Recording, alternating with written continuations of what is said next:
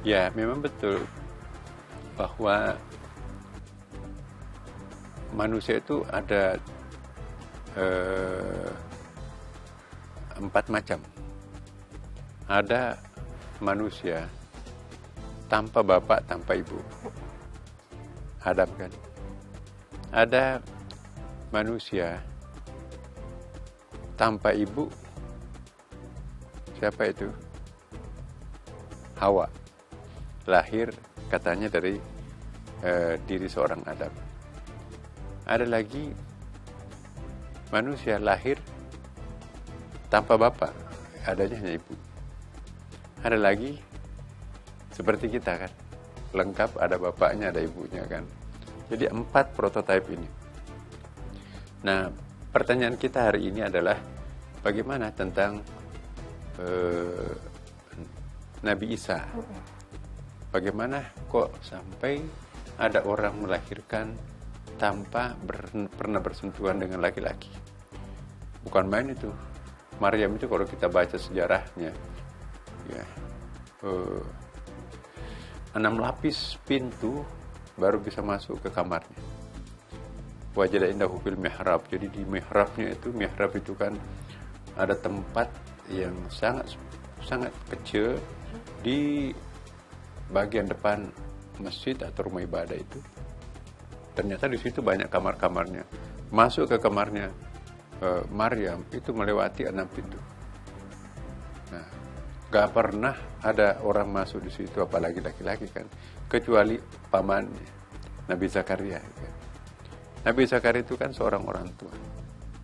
Nah, hanya dia yang sering masuk di kamarnya ponakannya itu sendiri. Ya, disitulah kita dapat sejarah bahwa Maryam ini unik ya. Selalu ada makanan-makanan istimewa di kamarnya, tapi nggak pernah ke pasar, nggak pernah belanja. Bahkan buah musim dingin didapati di musim panas di kamarnya. Atau sebaliknya, buah musim panas ditemukan di kamarnya pada musim dingin. Nggak ada kulkas kan pada waktu itu. Sampai pamannya Nabi Zakaria bertanya, "Anak laki ada ini dari mana ini?"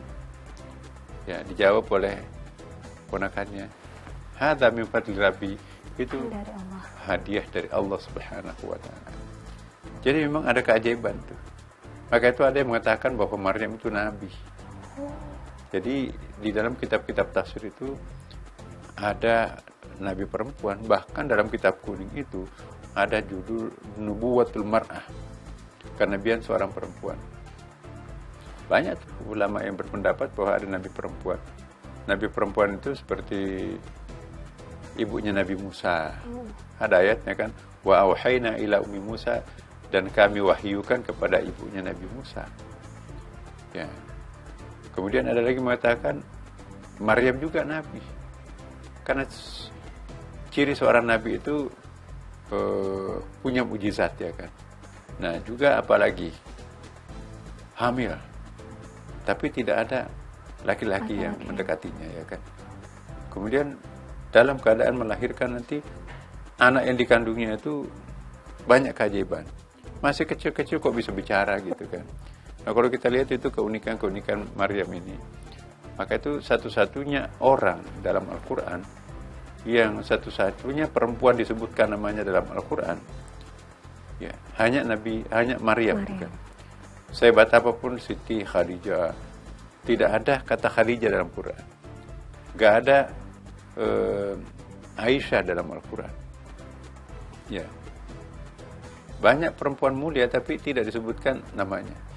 Ya, seperti Imra'ata Fir'aun, istrinya Fir'aun, Imra'ata Lut, istrinya Nabi Lut, Imra'ata Nuh, istrinya Nabi Nuh. Ya. Jadi tidak disebutkan namanya secara eksplisit. Tapi kalau Maryam itu memang menjadi nama surah dalam Al-Quran. Itu hebatnya Maryam. Nah, mungkin nanti pertanyaan berikutnya yang kita akan bahas ya. Bagaimana kok bisa hamil tanpa ada laki-laki yang mengawininya kan begitu ya. Nah, disinilah sebetulnya kita tidak perlu mempertanyakan lebih jauh. Kenapa kita kagum terhadap Nabi Isa, atau kenapa kita kagum terhadap Maryam bisa mengandung tanpa ada yang mengawininya. Kenapa ada lahir Nabi Isa atau Yesus ini tanpa ada bapak? Ya. Ada yang lebih unik lagi kan? Tidak ada bapaknya, tidak ada ibunya, tapi kok hadir sebagai manusia utuh. Nabi lagi kan?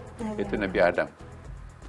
Ya, jadi ketakjuban kita kepada Maryam, ketakjuban kita kepada Nabi Isa, seharusnya kita lebih takjub kepada Nabi Adam.